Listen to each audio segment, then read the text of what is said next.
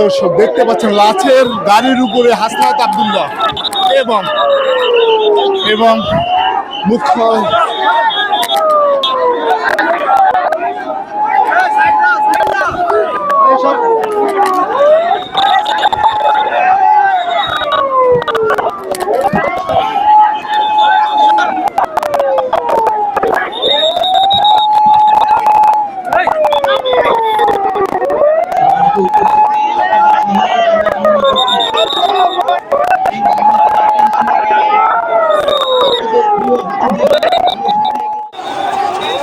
দর্শক দেখতে পাচ্ছেন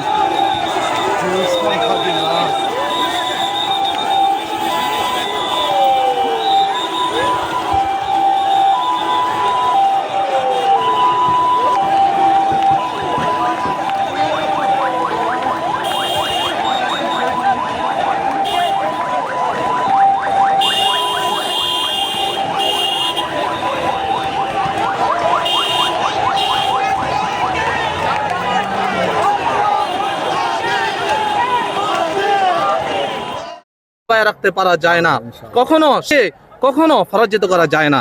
তাই আমরা পাশের দেশকে আপনারা এটাকে জায়গা দিয়ে, কুলাঙ্গারকে জায়গা দিয়ে, ফ্যাসিস্টকে জায়গা দিয়ে আজকে এদেশের মানুষের অন্তর থেকে আপনারা চলে গিয়েছেন, এদেশের মানুষের মন থেকে আপনারা দূরে সরে গেছেন।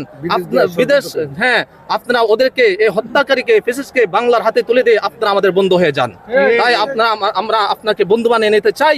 এই সমস্ত শত্রু যারা এই দেশের শত্রু, জাতির শত্রু, তাদেরকে আপনারা এই দেশে ফিরিয়ে দিন।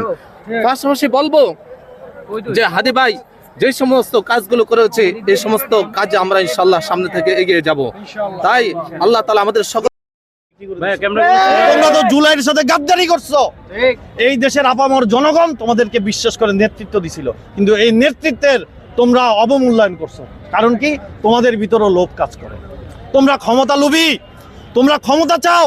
তোমরা কি করছো?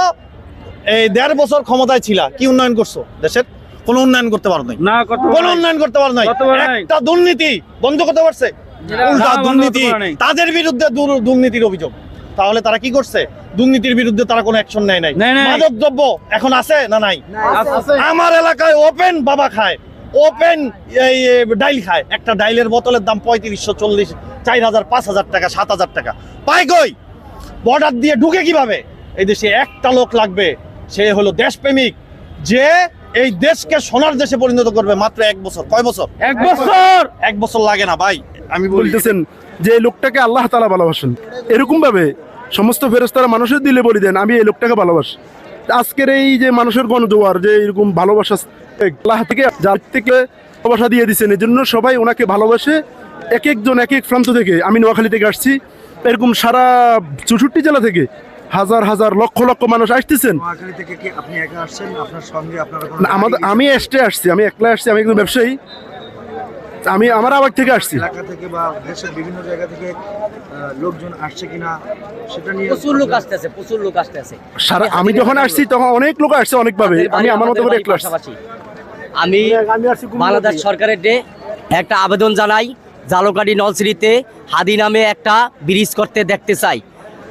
আর আমাদের জালকাঠিতে নলছিরির মানুষ হাসপাতাল কন, স্কুল কন, কলেজ কন, আমরা ট্রলার পাড়াইয়া ট্রলার ডুবে ই করে হাদি বাইন নামে একটা ব্রিজ দেখতে চাই। জালকাঠি নলছিরি মানুষ খুব কষ্টে আছে, রাস্তা নাই, ঘাট নাই, ব্রিজ নাই, কালভার্ট নাই। হাদির বাইর বাড়ি যাইতে মানুষ খুব ভোগ করতে আছে, মানে এই নৌকা ট্রলার পার করিয়া তার বাড়িতে রাস্তা ভাঙ্গল কুলে খুব কষ্টে জীবন